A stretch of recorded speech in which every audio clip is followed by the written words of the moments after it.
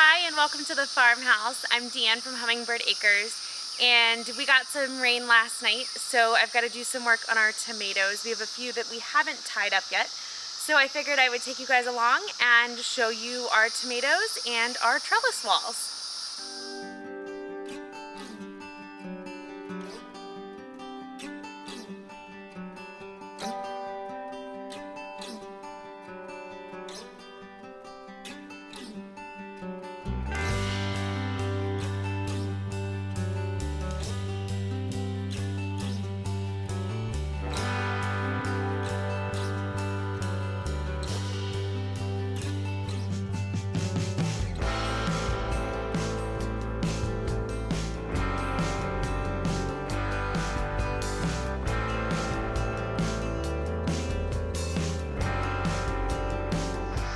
So this is our tomato trellis wall.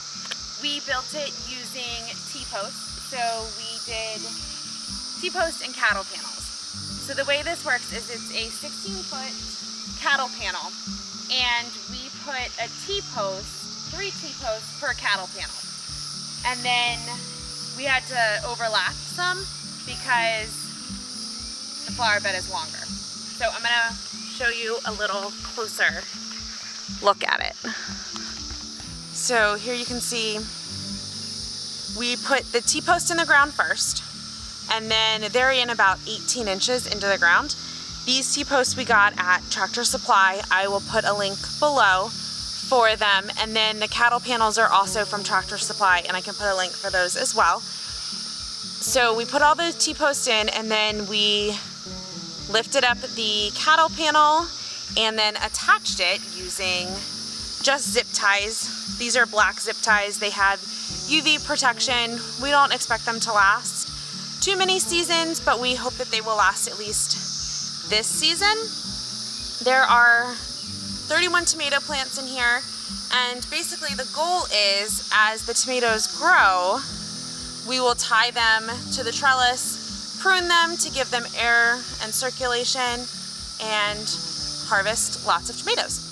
So like I said earlier, we got some rain last night, so I have to do some work on getting some of these tomatoes tied up that kind of fell over from the rain yesterday. So I am using old nylon stockings that I cut up, and I'm gonna just hold them up. And some of these are pretty short, so I'm gonna tie 2 nylon stockings together. Kind of want to get it under a good thick branch so that they're a little bit supported. Oops. I might have to go get Henley to help me with this one. Maybe not. And then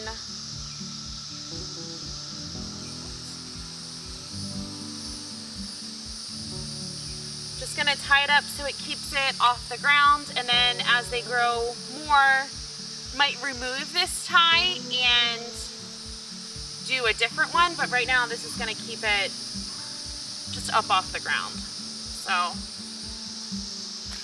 you know, this one needed it done as well. Yeah. I did tie a lot of these last week in the middle of a rainstorm, but some of them were just not big enough, and these really aren't big enough either. But they can't be lying on the ground. The tomatoes lay on the ground, they collect more water, and it causes disease quicker, and then they'll just start running all over the place. So this is the best bet for keeping them healthy. There's one more in this row.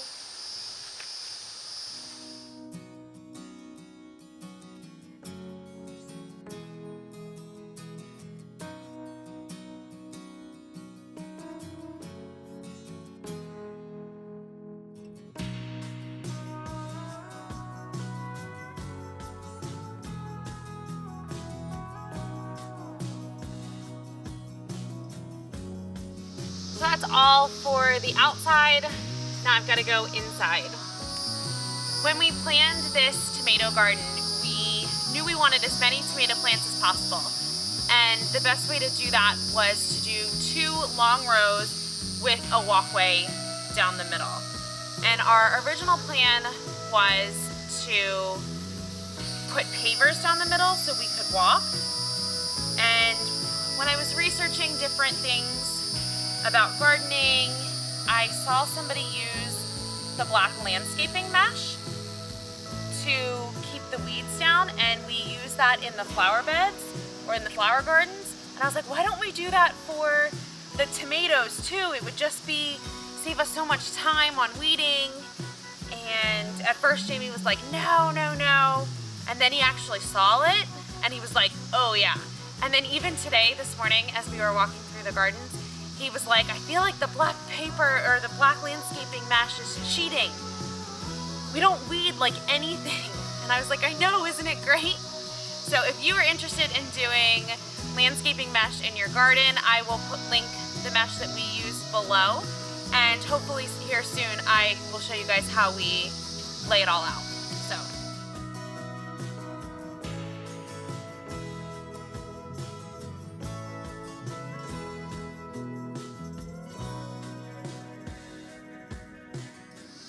I am all out of nylon stockings, so I'm gonna run in and get some more. And I think I'm gonna get my pruning shears as well.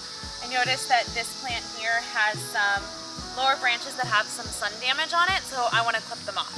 So I'll be back in a minute. All right, back to tying up some more plants.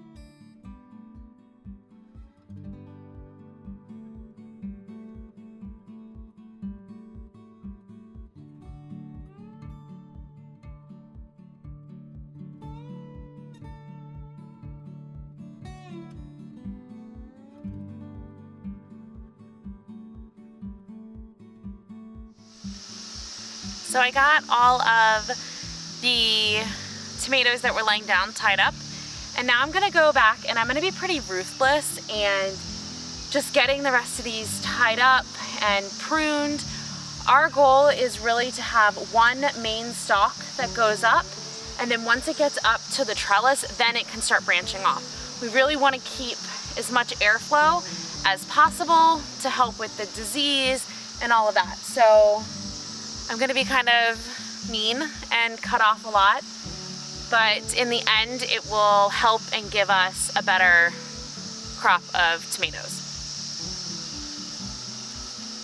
And to do this, I am going to use my pruners just to make a cleaner cut and make it go a little quicker. So I will link these below. These are one of my favorites. I don't have very big hands, so these fit perfect. So I'm gonna start cutting away at this tomato and getting it all looking nice and pretty.